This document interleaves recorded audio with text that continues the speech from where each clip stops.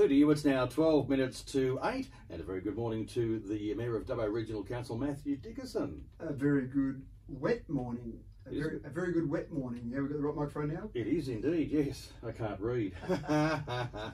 It's gone up, around about, just over 1 mil in the last, I reckon, hour and a half, yeah. Well, it was only forecast for a small amount of rain, and I'm a bit surprised, but the forecasters seem to have got it right, Ian. What's going on?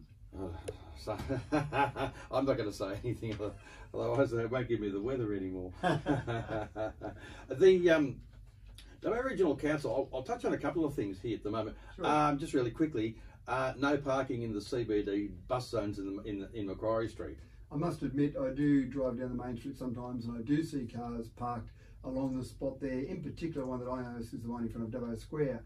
And it might be 7 o'clock, 7:30 at night. And the first thing I think of is, I'm sure those signs there say specifically a time later than that.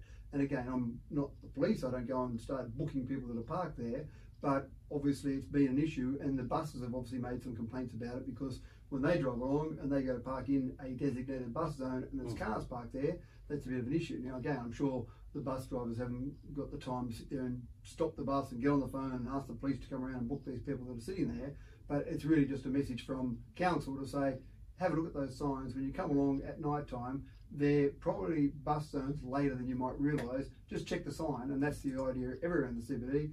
Wherever you're going to park, check the sign to see what it says. And hopefully council will be rather vigilant in that regard there, in the interest of safety, because if the bus pulls in there and can't get right in, its tail's going to stick out, isn't it? That's right, and we want people to be able to use public transport, in Dubbo. So yeah, it is good, but the problem is, and it's no secret, I'm not giving away anything here, that our parking inspectors that go out are not there at 8 o'clock at night. They work a normal sort of 9 to 5 type job, so they're not there at night time. So people might think, well, I won't get booked there, but of course the police can also. The rounds, that's right. That's right, they can book them if they need to. So we might have to actually put some of our parking inspectors on occasionally on a nighttime shift. I'm not saying that we'll do that, I'm just saying that it's a possibility. So again, if our community just follows those signs, that makes it a lot easier for everyone. Very much so. Now, proposed structural repairs for Bennelong Bridge over the Wambangaling Creek. This is an interesting one. Of course, we're replacing that bridge. We've had to do some land acquisitions around that bridge. It's been a process ongoing for some time to actually get that bridge replaced. So we've started doing some work ready to replace that bridge. And when we had some of our team out there doing some work in preparation for that, and keep in mind that the new bridge will be in place by, at the latest, April 2024. So we're not that far away from that new bridge being in place. But when they're out there, they were looking at the old bridge and noticed some structural defects in some of the main timber beams. So they did a bit more investigation and found that it really wasn't safe for the normal 44-tonne load limit. So had to impose a 15-tonne load limit straight away. Now, that's not great for people that live out around that area, the farmers that are out there, some of the goods they need to transport. Even I've talked to some farmers that walk cattle across that bridge sometimes. Well, it doesn't take a lot of cattle, because a beast could be 300 or 400 kilograms easily. You put a few cows on that bridge and suddenly you're at the 15-tonne load limit. So it's not that convenient, and it costs money, because the detour that's in place at the moment is a fairly long detour. Now, I look at that a little bit like when you're at the airport and you've got a plane to catch and you've got to be at some meeting, and then they come up and they say, well, we're going to delay that flight because there's some safety issue on the plane we've got to check out. You don't see people jump up and down and demand the flight be used. We've got to get on that plane now, because everyone says, oh, it's safety. And that's been the same with this. The farmers out in that area have been very good. They've said, it's very frustrating, it's expensive, but we also understand it's a safety issue. And I certainly don't want to be the mayor of a council that says, we'll just ignore that, look the other way, and next thing you know, you've got a truck sitting at the bottom of the creek where the bridge has collapsed. Now, that's a drastic scenario, but if we know there's a potential problem there, we have to take action, which we did. We did promise the farmers that the load limit is in place for the moment. We've got a detour in place, and the new bridge will be up and running by next April, but there's a harvest in between there. That's right. We promised them we'd have some structural engineers inspect that bridge, and if we could do the repairs at a price that was reasonable enough to be able to get it done, and get it done in a reasonable time frame, and then basically they can keep using that bridge till the new one's up next year, we would do that. Now, at this stage, it looks like we should be able to do that, and we should be able to have that bridge repaired by the middle of September without, I haven't got a final price yet, but without a huge cost to the community, to ratepayers, residents and ratepayers across the community, and be able to get that up and going for that particular bridge. I mean, I've had some farmers there that have offered to pay for some of those repairs because it's that bad for them in terms of the additional cost going through the detour. I'm hoping we don't need to do that. I'm hoping that we'll be able to pay for it ourselves. But again, it's one of those things that you just work with the community, be upfront. As soon as we found out about that problem, we told the community about it, and we told them that we're working through a problem. And the communication I've had directly from those farmers has been quite good and quite sensible. And hopefully we'll have a solution, as I said, by the middle of September. Okay, now moving on, The Voice.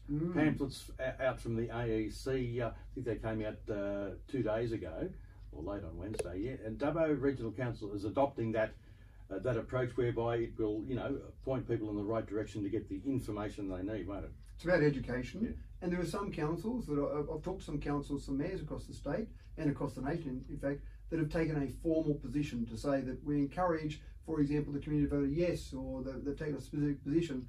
We've had that discussion in council, and we've got a resolution of council, and essentially what we've said is that we don't think it is appropriate for us as a council to tell people how to vote. A referendum, you walk into a referendum, you put a yes or a no on that paper, that's your own private decision. Who are we at council to start directing you, Iain, how to vote? So we've taken a very pragmatic approach that says we shouldn't direct people, but we should help educate people. And in fact, we had a workshop about it last night, about discussing the ways we'll go about educating people. But we think it's incredibly important that people understand the implications, people are educated about the yes and the no, and we're going to put together some processes that will be incredibly fair and straight down the middle in terms of educating people, because we all think at council that it's an incredibly important vote. Make sure you know what you're doing, and make sure you register to vote as well, because many people I still talk to people who aren't registered to vote, and I think it's such an important thing we've got in our democracy. Even though your one vote mightn't seem like it counts so much, it takes all those one votes to get up to the final vote. So certainly we'll be doing that as well, encouraging people to register. Well, Councillor Pam Wells was telling me that was one of the issues, particularly in the Indigenous community as well, that they've got to obviously get everybody enrolled to vote to start with, and then allow them to make that choice come referendum day. I noticed the yes vote pamphlet from the AEC is about 10 pages long. The no one is 7. Right. It's actually quite a good summary, and you can get it from the AEC website.